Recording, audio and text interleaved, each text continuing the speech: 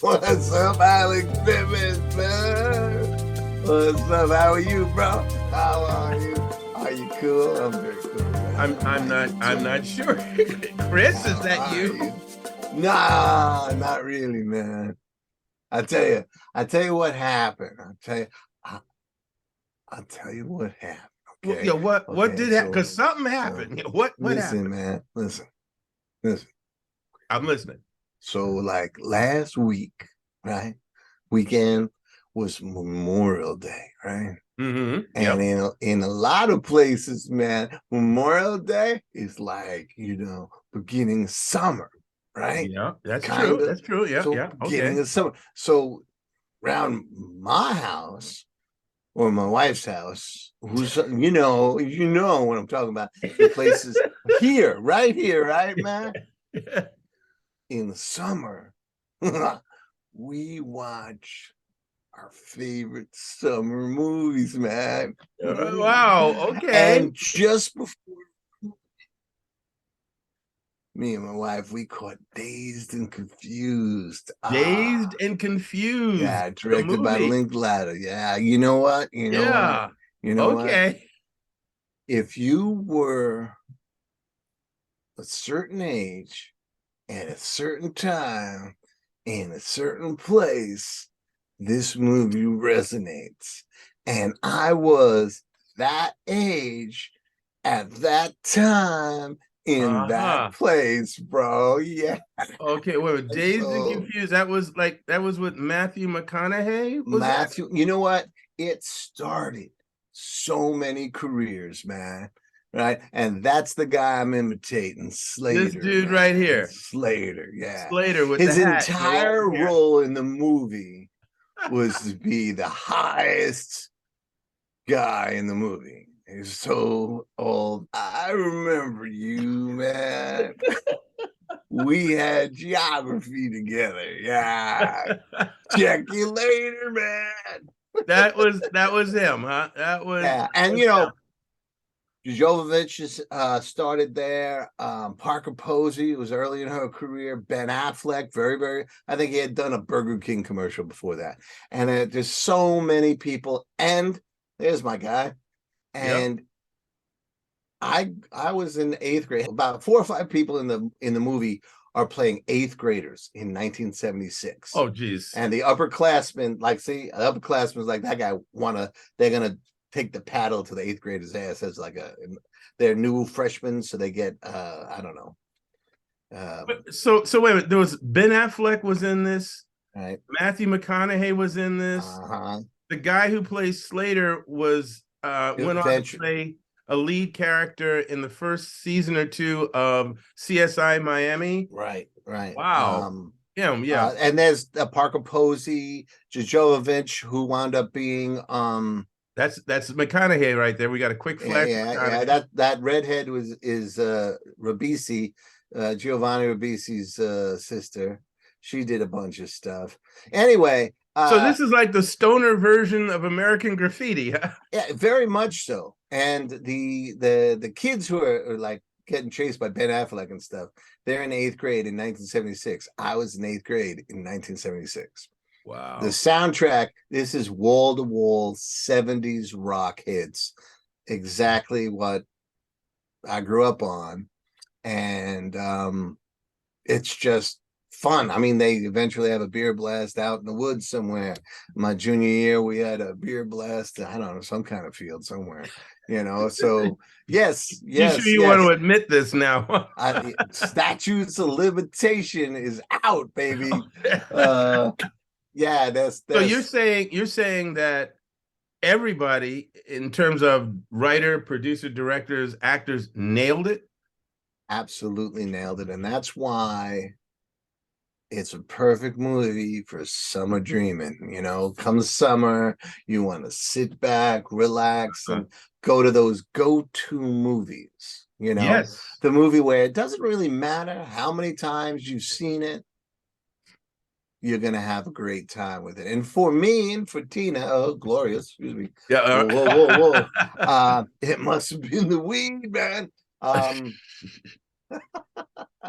That movie just nails it, you know. I bet you have 10 or 12. I have 10 or 12 movies that like, Yeah, well, I actually was it I think Goonies was one of the movies that I enjoyed, that came out during the summer. Um, oh, that's another movie chock full of future superstars. oh yeah, was it Sean Astin? Yeah, Um, Samwise Gamgee. yep. Thanos is in that movie. Roland? Rolling the headless Thompson Gunner. No, no, no. No, no, no. It's the wrong No, Roland. what's his name? Brolin, who went on, Josh Brolin, Thanos. Josh, yes, Josh Brolin, who went on Yeah, to play. he went on to play Thanos, bro. That's right, in the Marvel Uh, Cinematic Universe. That's right. that's right. Uh, and that's a funny thing too, because we can think about films. And by the way, folks, if you can't tell us, we're talking about films, this time We're around. starting the summer off right Yes. by talking about sometimes as writers, as creatives, you have to feed the muse, right? Yep. And the summertime is a great time to pile up some of your favorite treats and be good to yourself with some of your favorite summer movies. And that also, we also Bro. talk about we also talk about quite often on the show. We talk about how how an era is reflected by the films and vice versa. So, one channel's Yeah. the other. For instance, Jaws came out as a summer film, Right. and that had a whole impact. When it first came out, it did not it did not explode at the box office, Right. but it grew on our consciousness, and eventually it's become this sort of classic in its own way that people constantly refer to, and Right. partially because of how a limitation actually made it a better movie. Or Right. And we could say how, because of a limitation, the director became more creative and it made it a better movie. true. So now answer me that. We're going to save Jaws for another episode, or we're going to talk about Jaws now. Well, Or I mean, there's enough Jaws to talk about, but let's move on. Let's move on. What well, was let's. another? I wanted to go back to Dazed and Confused to underscore your Okay, go point. ahead. Go ahead. As goofy as I was, and as rocking as the soundtrack is, and how it's just really about partying and have a good time on the surface. There's these conversations underneath. Some of them are just kids trying to have their first big idea, and that's a rite of passage. But also, there's some of the jocks are struggling because they want the coaches want them to sign this behavior agreement Oh, that seems so much a 1950s agreement, and their sensibilities. This is after the end of Vietnam. This is again, there's a lot. was it set in 1976? 1976. So Yeah. yep, weed, beer, great music. Not really wanting to toe the line. It's kind of the end of that era, and so they deal with that kind of in the middle of all this.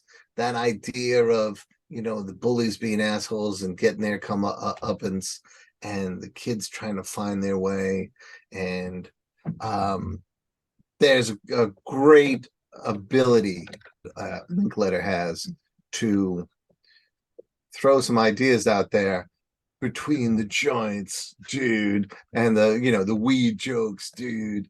Some of it doesn't age that well. Also, Um, what's his name? McConaughey. He has that great line, all right, all right, all right. That improv in that movie. But also he's somewhere between 18 and 20. And he actually has the line in that movie. It's like, what I love is that I keep getting older and the high school girls keep staying the same age, which does wow. not ring Yeah. the same way, Yeah. you know. So you take the good and the bad, or you take the good and the weird. Now, you think that was a matter of not being conscious of the possible subtext Well, or the meaning of that? I think when it was made and when they were going with the context of 1976, high school girls would be very interested in an 18, 19, 20-year-old, but I would say today's generation of high school girls, they hear that kind of line and nah. And even back then, Tina's not, she's within my age range, and she would never stand for that kind of, so it wasn't like the women in the 70s were not selective or not liberated, and they would, but it's 50 years later.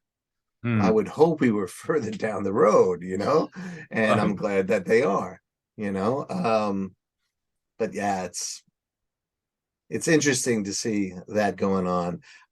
Jaws, did you want to talk about Jaws? Did you want to talk about hang on, we're still with Dazed for a moment. So okay, part of what I'm hearing here, and again, this is sort of again a lesson at looking at material, because some material does and doesn't fly, or doesn't age well, as you phrased it, when you go to look at a film or you go to read a certain book years later.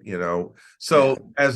as writers, should we be conscious of that, or should we be true to what we're thinking and what we're shooting for at that time? I would say this. I would say that if you try and consider every single person's possible objections, you're going to only be able to write a grocery list, and it will be a very truncated list at that. This was 1976. It as much as Ben Affleck's character is a real sadomasochistic psych patient of a asshole, was very appropriate to that time and like the next 10 or 20 years. There's still some roaming around the high schools. If you think about movies like Animal House and certain other films, even films made in the 50s, 60s, 70s, 80s, and 90s, there are constantly, when they have a college theme, there's constantly some reference to, or sometimes stories based on, hazing and college frat house activities that are not necessarily conducive to good health, safety, or emotional well-being. And I think those are, again, of their time, accurate of their time. I don't know what the filmmaker who is in college right now, or the screenwriter who is in college, or even the novelist or whatever who's in the college right now, they're going to write a completely different experience. There's going to be everyone's going to be a lot more at ease with diversity. The cast will be more diverse. We noticed, we went over the cast before the show, and it was diverse by two, right? Yes, there were two people of color. Two people of color. That's those people, right? One was a teacher, had one scene, and the other was, his 15th man in the cast or something, and when was the movie made? I think it was probably the late 80s, early 90s, something like that, but it was reflected of 76. Right. So it's a movie made in the 80s, but reflecting the 1970s. Yeah. And a movie about graduating in 2023, it's going to be different. There'll be much more casual about LGBTQ relationships, experimentation in that way, but there's still going to be jerks. They may be defined in a different way. There just always is. There's going to be being true to the era in which you are functioning, that unless you're doing a retro kind of film, in which case, yeah, you got to be true to that particular time period and influences. But and as always, being true to yourself as a writer and being true to the story that you're trying to tell at that time. Yeah, I mean, you have to serve the story. Yeah. So assholes were required in Dazed and Confused, as well as Slater, bro, because Yeah. he was very much indicative of that time and Well, place. Slater, here, work with me here for a moment. What other films, let's see, came out at the summer? Because we still, a little summer dreaming here. Well, we talked about we talked a little bit about Jaws, and I think Jaws deserves a deeper dive because there's so much in there that is creativity. Part of creativity is coming up with a great idea, and the other Yeah. part is executing that idea despite everything that you come up against. In the Okay, case of so Jaws, yeah, the there's shark. Jaws and then there's Dirty Dancing. Yeah. Well, let's hold on a second. Let's go to Jaws. The shark didn't work. Yeah. And they had to finish the film, and it led to some of the more creative moments. I'd have to do the research, but they hired some people to get they had underwater footage of sharks, and included in there was that great part when the shark is trapped in the cage. If the shark was really working well, they wouldn't have ever gotten that Right. So the footage. footage that they got that you're talking about belonged to the people that they hired who had that footage. Right. Right. This was And not then shot for the movie. This was they like had they needed archival footage. Right? they needed some shark footage because the mechanical shark wasn't doing it. It wasn't making it. Wasn't making And it. then you know, they had to improvise. So seeing the fin, seeing it underwater, of course, the music, all of this, which was to overcompensate or to compensate for, I forget the what they called the mechanical shark. It was some kind of goofy name, Bud or something, Barney or something, to compensate for him not working or it not working. They came up with all these creative things that really wound up contributing to another classic piece of summer dreaming. This happens to be a nightmare, but every summer I have to see that movie. Well, The first one, you the talked original recipe. you talked about certain scenes in Dazed and Confused that locked in with you. In Jaws, the first scene is probably, in terms of your imagination taking over, the first scene of that is probably the most powerful scene of the film. And a great segue And for from those of Dazed you who and haven't seen it, Confused. too bad. Here we go. Here we go, right? Because you've got the lovely young lady in lovely bathing suit swimming in the calm water. Well, No one else is around. the setup is another bunch of 70s kids or whatever sitting on the beach this time partying. They're Yep. smoking joints, they're drinking beers, and she runs off declothing, and a drunken guy trying to get over, he follows, and then she's in the water by herself because my man cannot get there. Yep. And then what But happens? something else good. Yeah. Yeah. And the thing that's most disturbing about it is we don't see it. No, We no. don't see it. And the way that she is affected by her reactions and all of that is what makes it even scarier. And I think, again, there are certain scenes in certain films, including one 1950s film that is so bad. I mean, it's so bad. But it has one powerful scene where it's so powerful because you don't see the thing. You realize someone's in danger or being attacked, but it's off camera, and it's their reactions or the sounds that you hear that cause your mind to go, oh, whoa, ooh, wow. What movie are we talking about from the Alex Simmons time machine? I honestly, it is so bad that I don't remember the name of it, but I could look it up. But it's a film about a scientist who is trying to create some sort of cure for a blood disease, and stupidly uses some sort of bat serum and doesn't become Batman. you know, he goes in the other direction and becomes a vampire. And it's because of the serum, so it's not supernatural. And it's I think it was the 1950s. 1950s were not known for a plethora of high budget B- films. And this film in particular was like really low. No. I think a few friends got together with $1.75. Yeah, And they were known for decided, low budget, yeah, and 50s had an low evening. budget They had an drive-in evening. movie type. I think it was Friday night to Saturday afternoon. They had some time to shoot a movie, and they had an outdoor balcony, and they had a basement to work with, you know, and they maximized that.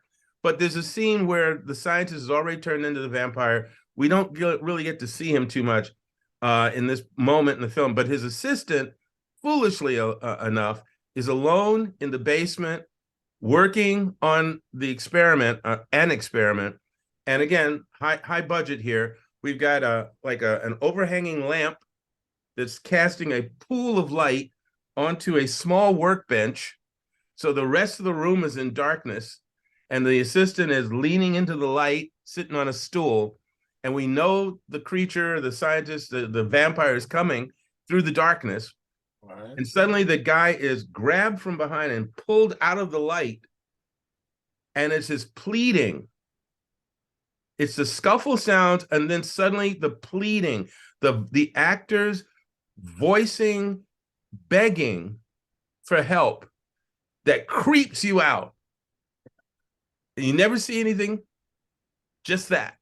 So is that a summer gem for you? A bit of no, I refuse to go look at that film again.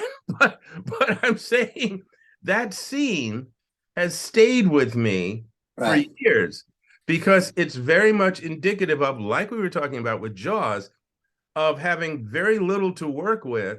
And I think in this case, it was the actor who helped make the moment work. Yeah. Because I'm surprised that the actor did, it would not have worked. It would have just been, oh, yank, I can't see anything. Who cares? Yeah. I'm surprised they didn't hit the overhead lamp and have the swinging. So no, because then you would have probably seen the rest of the set, and that would not have been good. Set was only 4 feet wide. Yeah, so, really. I think we got to keep this really centralized here. But again, what we're talking about is, and it was a summer movie. It was a movie I saw during the summer when I was a kid.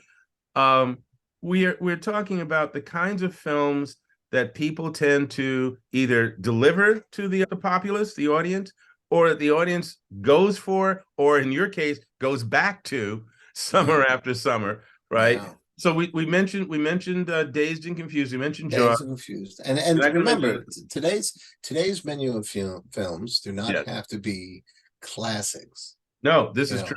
We may stumble onto a classic, but as long as man, that I have to see that sometime during the summer. Well, let's move away from high school, teens, but we can stay near water with this one, Deliverance.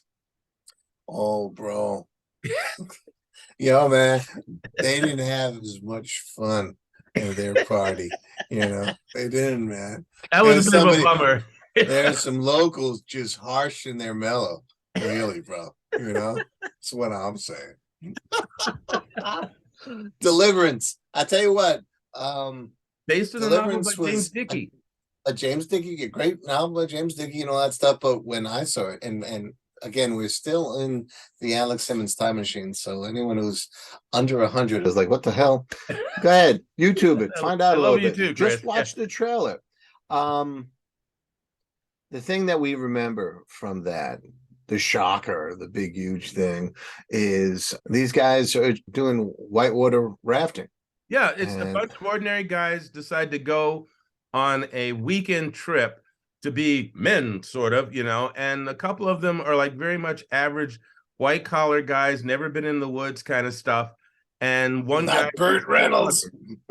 Yeah, you got Burt Reynolds, who had been, and carried a bow and arrow against some rednecks who, well, let's just say, it's not so much that they're rednecks, is that they are people who have they've been up in them hills. They've been up in them hills. The hills have eyes, I tell you what, you know what these eyes looking at you, You you think as a kid, because we, we unknowingly saw this movie. The trailer just shows you the whitewater rafting and a bow and arrow, and you think there's going to be some, great action, and all of a sudden you're watching it, and Ned Beatty, one of the great character actors, yeah, there's the trailer. There's There's Ned, Ned, and but there's Bert right behind him.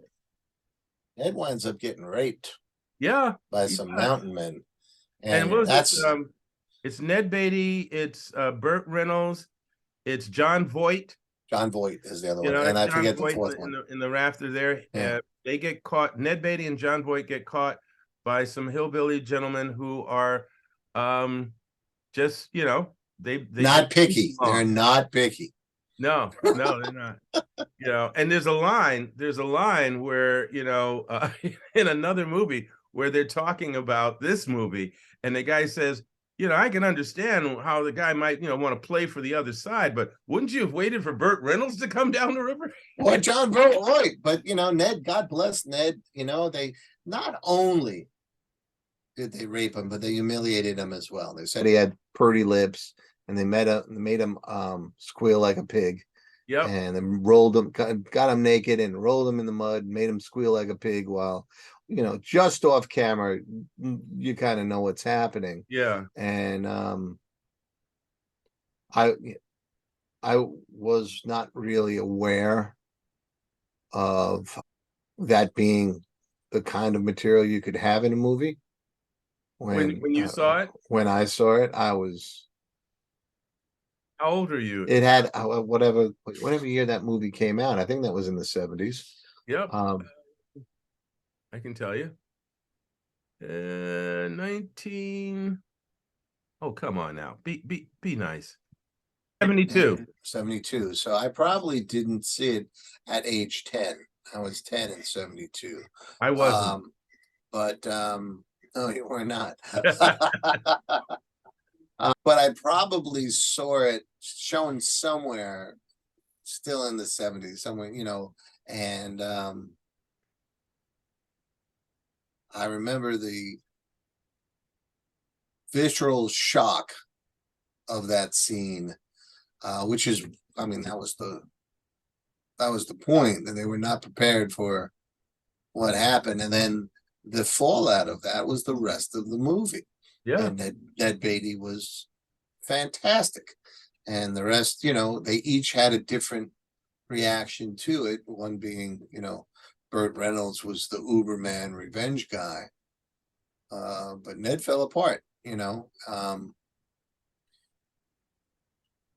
didn't expect this movie to come up in this conversation. And I will not go back to Slater for it, because I don't know what he would do. Yeah, well, you did enough for it in the beginning. It's the kind of so we can go on to a fourth one if you want. Yeah, well, I can tell that you're uncomfortable, and that's all right. Well, all I remember from that movie, because I don't remember even where I saw it, but I was still pretty young, is that that scene. There's the dueling banjo scene, Banjos scene, which is really okay. So what we can take from the film, other than that moment, which is very shocking, is that the story is really about the death of a community in a town, in an era and a way of life, because that's what's happening to this area is this town, this region, this community is being bulldozed for new development. Right. So the old ways of these people who had lived in this, I think it was Appalachia. I think so, yeah. Lived in this area for generations. Everything was now going to change. Everything was gone. And in a way, they had been brutalized. And so to some degree, it's about the loss of. And it's a very intense film. And I'm sure the book is probably better, because quite often that's the case, although this film was quite impactful and well done. But I think the book maybe took more time to actually reflect on that. Yeah. Let me ask you a question. Sure. In 2023, could you do the dueling banjo scene? I think that's in that movie clearly to foreshadow that you're not in Kansas anymore. I think you You could. know, I think you absolutely could. I think there are probably, that, and it's a question that if I thought of it ahead of time, I would have been better prepared to answer. But I'm sure there are examples of things just like that. Because in effect, what it did, because one of the things is the boy, it's a young boy playing the banjo so expertly. He's maybe, yes, but that boy is special needs boy. yeah, yeah, and that's It's what I'm very saying. clear. Yeah, you can do it now. I think what it was is it was showing, in a way, it was showing you that a person of that community with special abilities, but also special needs, and you're looking at what the community had to offer, and now can't even do that. I will respectfully say I read that scene completely differently. Yeah, well, I read that as you read that as, foreshadowing that they were in a weird place. The way they shot that kid, the way that they angled his face to exaggerate his features to a certain degree. There wasn't applause at the end. There wasn't congratulations. There wasn't celebration of the kid. It was used as like if you're going into the woods and all of a sudden you see all these animal skeletons and all that. So it was that kind of in my view, and and I don't, I asked, yeah, I would don't they get away with disagree it with today? you in that the way it's shot, there is no oh, great, fantastic kind of thing, because there's a certain loss of innocence between the boy and the adult, because the adult who's with Burt Reynolds and his boys, the adult who's playing the guitar, trying to Right, keep up with the boy, is very, he's a family man.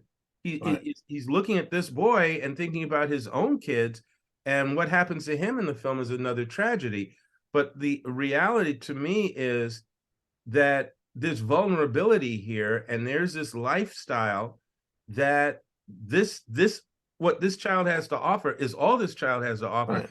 and has nowhere to take it, and Well, it's it not does. It anyway. does show the power of the native residents. Mm-hmm. We'll use that term native loosely, because they, of course, if you ever heard dueling banjos, it starts very slowly, and it's the kid who keeps up in the ante and up the ante until, I mean, he's just blazing, Yep. not in Slater's way, bro. Yeah. And he just has that laugh at the end. I think it would require a different ending of that scene. And I don't know if people would be comfortable with the way it was used, that you are underestimating where you are. How about the Ned Beatty scene? Well, we've talked about that. But could you do that in 2023? Yeah, and you do it, but what they tend to do it is they do it in prison films more. Matter of fact, Well, this I was watching some clips from a prison film just this morning, and yeah, oh, that's a big part of it. So well, those, yes, but this was, again, this was a commentary on the region they were in and how much danger they were in. and You know, I I would wonder, I don't know, maybe you could get away with it. I would challenge to say that if someone wanted to do it now, they could and would. How people reacted to it is it depends on the story and how it's set up. And again, our summer conversation is going a little bit into Yeah, I just for the heavier record, realm. that is not a movie Well, that I that's only return because we're to staying on it ever. so long. That's because we're Yeah, staying on. So if we move on, if we move on to another, gladly. yeah, we move on to another film. It is a great film. I would never watch it a second time. Well, I feel the same way about Seven, and we're not going to talk about that one now. So Great let's movie. okay. So we had American Graffitis, which we mentioned, which reminded me a little bit of Dazed and Confused in certain ways. How about, Do well, if you come do forward? you rewatch American Graffiti? I've watched it maybe 3 times. Okay, so Yeah, 3 times. we're talking about the ones we look for or look forward to revisiting, Right. especially during the summertime. Goonies is one that I revisit. Which one? Goonies. Goonies one you revisit. Yeah, and we I didn't see that movie until I was much, much older. Matter of fact, because there was so many people in that movie, Tina and I sat down and watched it. Really? Kind of like completing, filling out a missing spot in your education. Yeah, so I didn't Well, have again, Goonies in my Goonies. background. Goonies is a film, and again, for those of you who don't know it, and we'll keep it light. Goonies is a light film. It's a lighthearted film. It's a silly film. It's about a bunch of kids living in a sea coastal town, which is also going through some struggles, but not as deeply as the other film we talked about.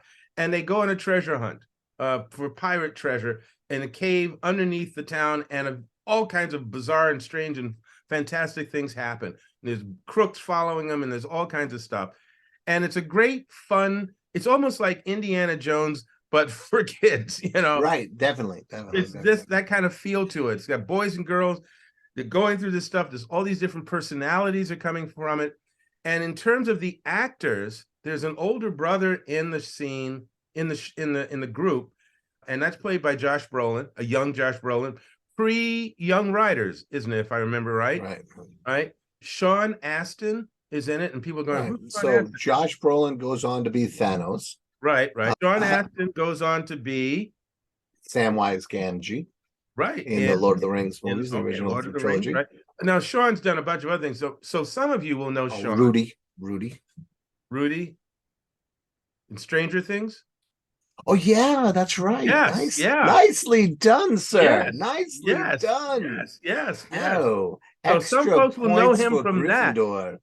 That. And when stuff happened to him in Stranger Things, I was pissed. That's true. I was like, real. He was a very likable character there. Right. And then we have a young actor who in the Indiana Jones film, I think it was the third one.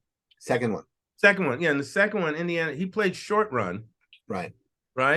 But he is, and then he sort of like disappeared for a while. Right. Until he went away from acting. And by the way, his name is, and I'm going to do it wrong. Please forgive me, folks. It's Ke Huy Quan. It's Ke space Huy space Quan. Right. And he went on to most recently in a wonderful film, and I'm going to get this wrong too, but we're going to try with Everything Everywhere all at once. Yeah, All at Once. Yeah, which just cleaned up at the Oscars last year. This last time around. Everything Everywhere All at Once. Yeah, and this is his comeback film. This is his comeback film. It was his comeback film, yeah. And one of the people that helped him somehow connect with that was one of the kids who was in Goonies, the heavyset Chunk, I think was his name, his character's name, who is now like his lawyer or something like that. He went into the business side of name. Oh my goodness, come on. I have to look up Chunk. Yeah, but Chunk's mother was played by Elaine Cohen. Why don't I see? I found Sloth. It wasn't Sloth, it was Chunk. Where the heck is Chunk? Oh, here he is. Chunk. Oh my goodness. Jeff Cohen. Yes, so Jeff Cohen eventually. Not chunky at all. No, he's I think he's a lawyer or an agent of some kind, but he was connected with Key and getting somehow it was that was one of the things he mentioned in his interviews. So I was like, wow, that's pretty fun too. And another name that people will probably know is Corey Feldman. Yep.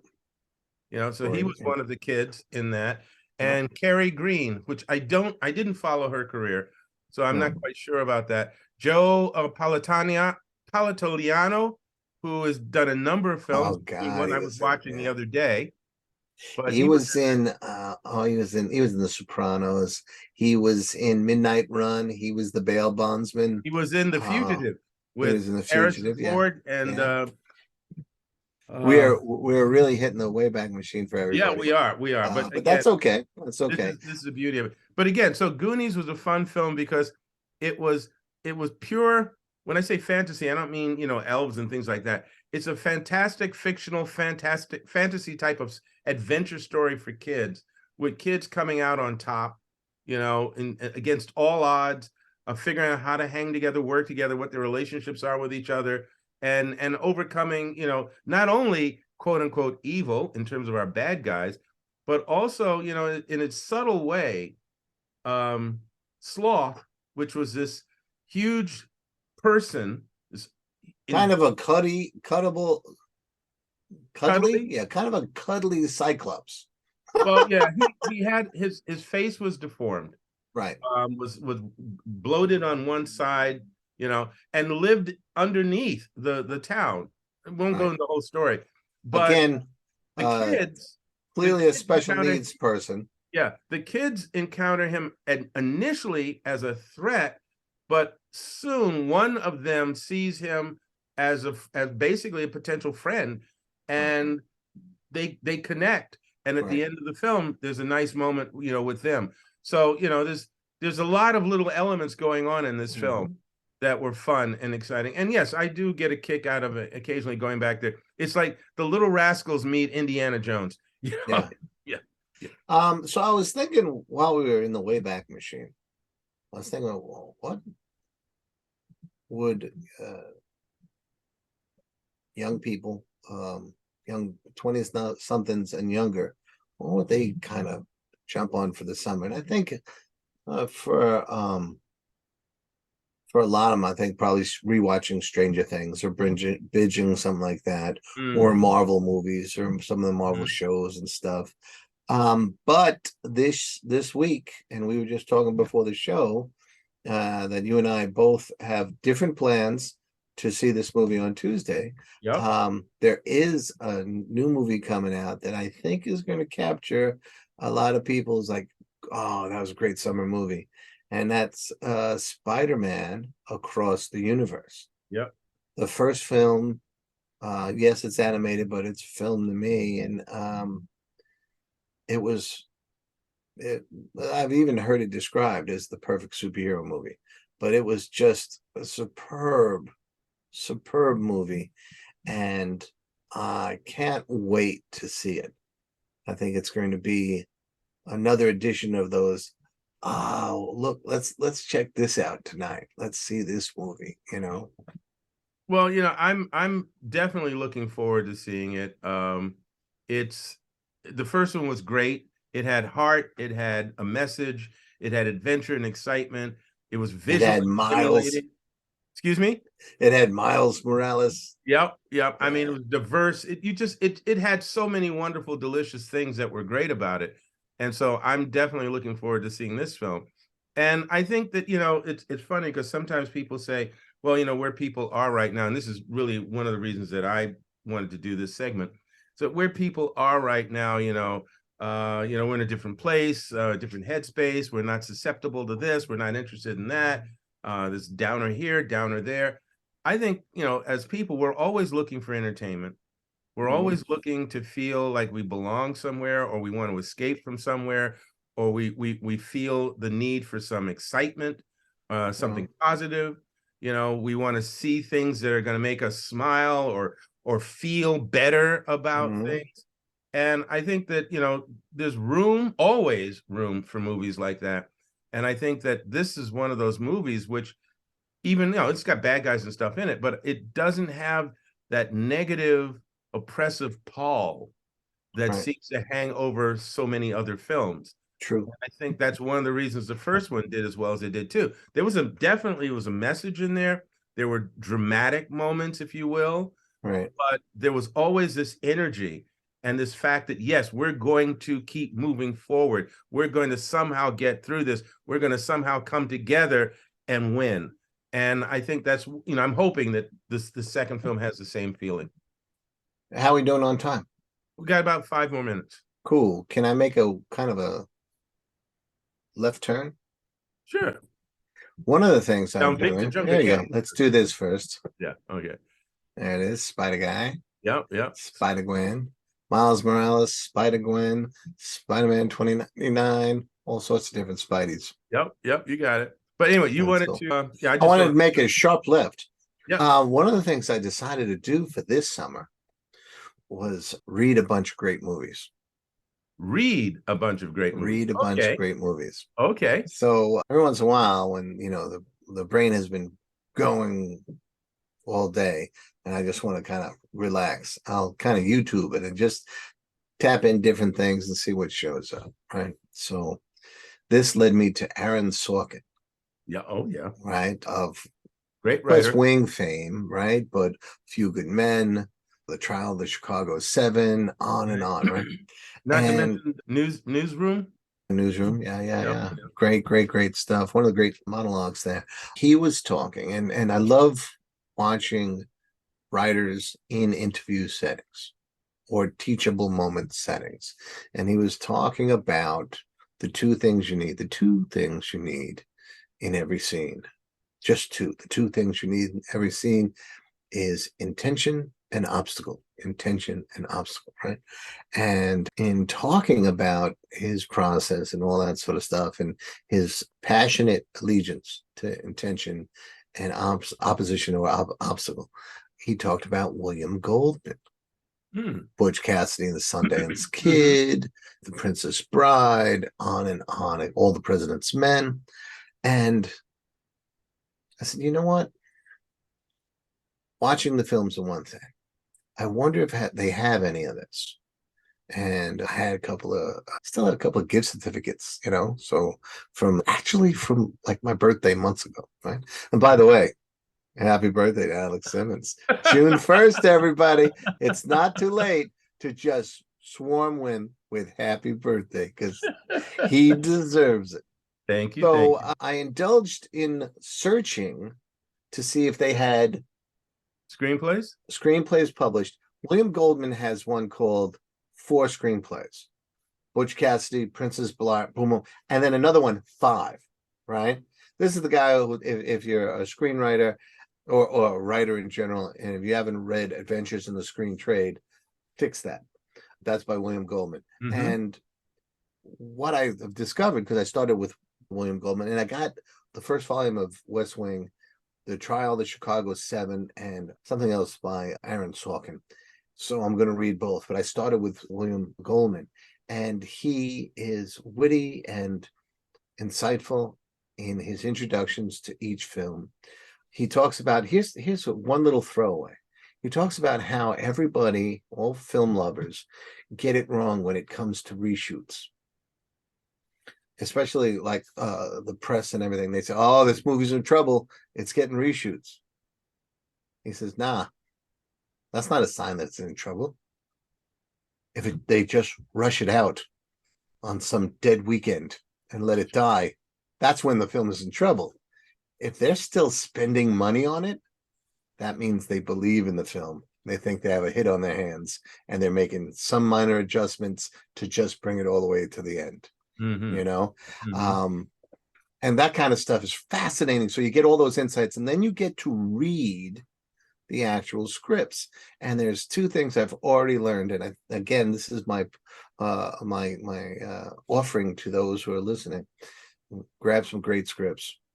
I know you can get Avengers Infinity War and Endgame somewhere online, right? And those are the same thing happens here.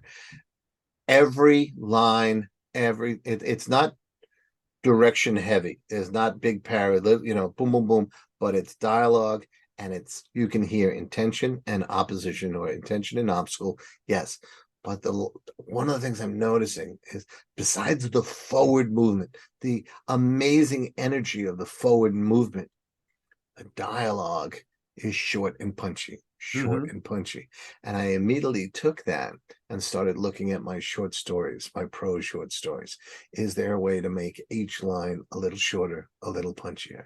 And that's the kind of thing that you get out of a summer project, like summer dreaming, sitting back and enjoying your very favorite summer movies, or for me, for this summer reading. My summer reading assignment is going to be William Goldman, about 10 of his movies, and equal number of things from Aaron Sorkin.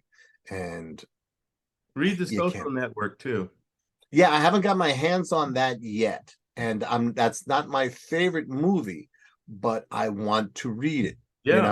All the President's Men. A Few Good Men. Definitely want to read it. I wonder if there's a difference between the play and the movie. But he wrote it's funny the movie, you mentioned that, because again, we're trying to wind up here, but I will just mention among my students, one of the things that I give them to read and to watch is 12 Angry Men.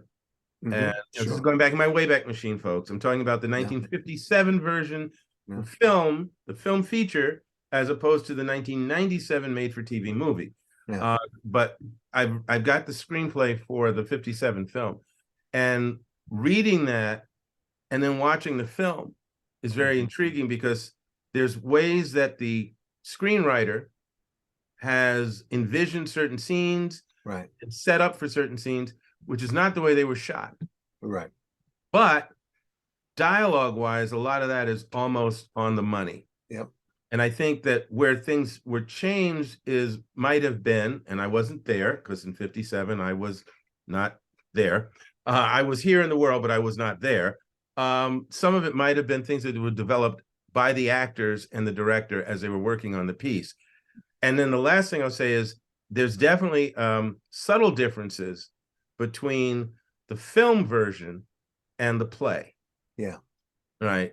And again, what that seems to me to be, something I've seen in other productions, is when a new group of creatives get their hands on something that they respect. I'm not talking about they're going, oh, let me just do this. But they respect the material. They respect the source material. But they want to expand on, or they see a slightly different interpretation on a moment here or there, or they want to bring something forward a little bit more in this medium than it was in that medium, then yes, there'll be changes, there'll be differences. Right. Like the novel to the play to the movie of One Flew Over the Cuckoo's Nest. 3 very different and fascinating versions of the same story. Mm-hmm. One of the things I'm thinking about with this 12 Angry Men, Sorkin wrote The Trial of the Chicago 7, which I believe you can still see on Netflix. Yep, and I got a copy of it here. A comparative analysis of how they handled issues in 12 Angry Men, how they handle issues in the Trial of Chicago 7, because as much as